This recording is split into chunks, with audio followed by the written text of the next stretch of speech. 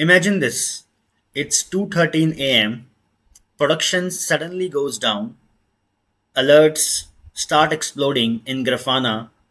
Slack notifications won't stop. Senior engineers join the bridge call, and your heart starts racing because you're thinking, what if they realize I don't know enough? But here's the truth nobody tells you. Most DevOps engineers learn on the job.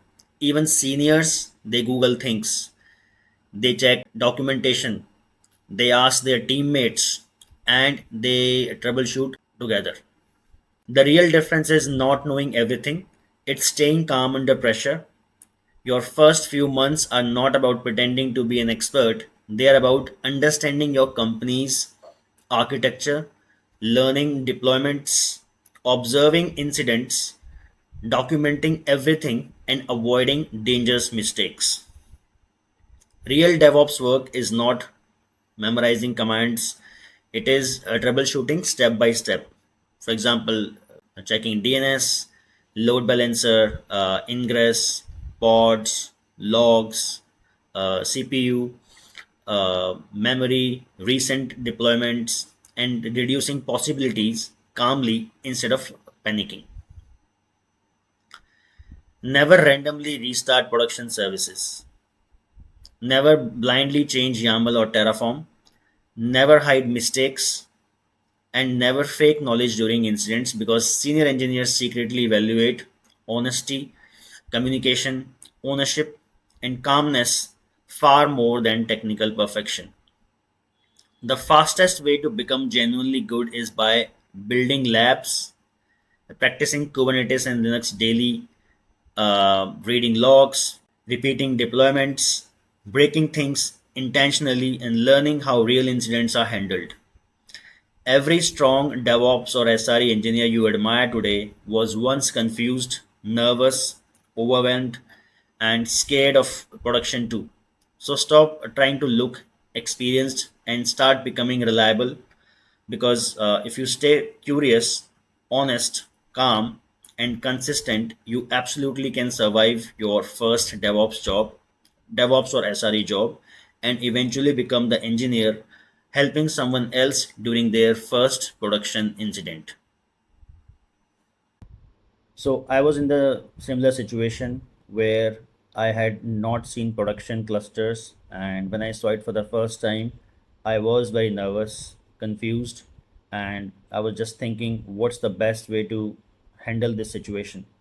So this has happened with everyone, but believe me, not everyone knows everything. It is about how do you handle a particular situation, whether you are able to communicate things well, you are able to talk to your seniors honestly, so these things matter a lot.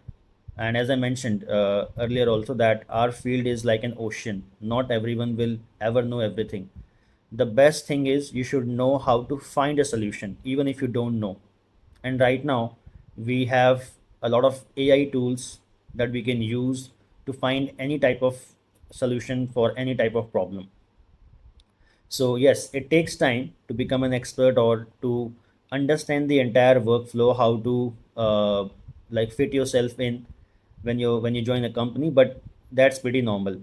All you have to do is be honest. Try to read all the documentations which is given to you related to companies architecture, companies applications, and try to ask as many questions as possible initially. Nobody is going to question you, okay, if you are able to ask the questions and you're able to get the answer. So this is how we build our knowledge. It takes time, but don't worry about it. Also, do not shy away from any new task that you haven't done in the past. Just say yes, I can do it, but just give me some time. I'm going to research around and I'm going to come up with the best solution possible. So this is how I was able to survive my first DevOps job. And same, if you also follow, you're going to do really well. Trust me. So don't panic.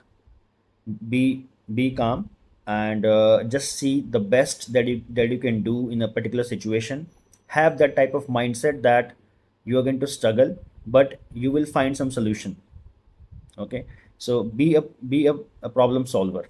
If you have that type of mindset, you can encounter any situation.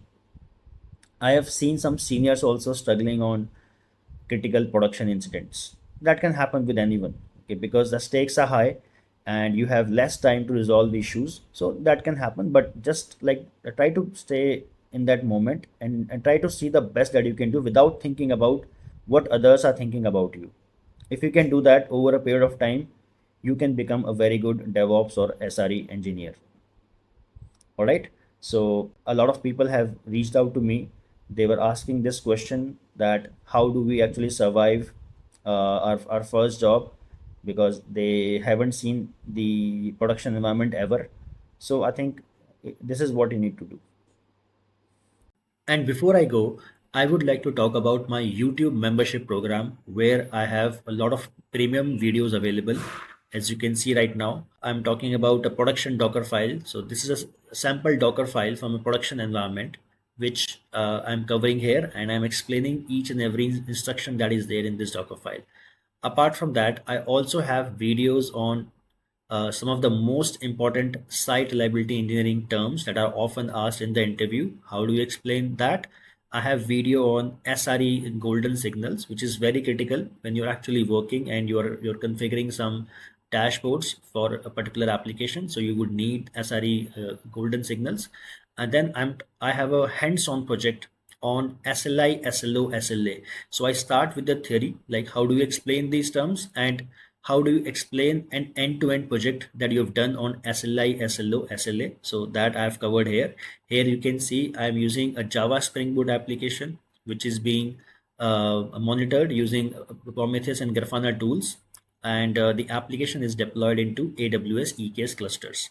Apart from that, I also have video on distributed tracing with Grafana Tempo, and I also have one video on how do you use open telemetry for metrics collection for a Java Spring Boot application in Prometheus and Grafana. So it's again, all these videos are hands-on, which means that I'm going to share the document, the end-to-end document that I'm following here, and how do you configure all these things in real. So all that I'm trying to cover here. Apart from that, I also have video on logs aggregation using Grafana Loki tool for Java Spring Boot application. So how do you aggregate logs from multiple applications into Grafana Loki? So that I am covering here. Then in production, we don't use the standard Prometheus to collect our data. We use an enterprise solution which is called Mimir. So the difference between Prometheus and Mimir I've covered in this video. I also have a shell scripting crash course with production scenarios where I'm going to talk about the type of question that are asked in the interview. Apart from that, all the fundamentals of shell scripting that you should learn for the interview. Then I have other videos as well. As I mentioned, I have multiple videos on Prometheus and Grafana based Java Spring Boot application monitoring in production, how it is done. So these are the videos. Apart from that, I also have Terraform, I have Kubernetes, and I have AWS, Linux, and you can see some of the videos in my YouTube membership program are actually recordings from my real live batches that I've run for SI trainings. A lot of people have got the job as well. So I have these recordings as it is, and in each of these videos I'm talking about how it's going to look like when you're actually working in real as an SRE. So I'm talking about all that. Yeah, so these are the things that I have on my channel, so you can take a look at it. If you find it useful, you can go for the membership as well. It's going to immensely help you in your interviews. All right, so that's all I wanted to cover in this video. I hope this video was useful to you. If it was, please hit the like button. Please share this with others. Please do subscribe to my channel and keep watching my channel. All right, guys, that's all for this one, and I'm going to see you in the next one. Bye for now.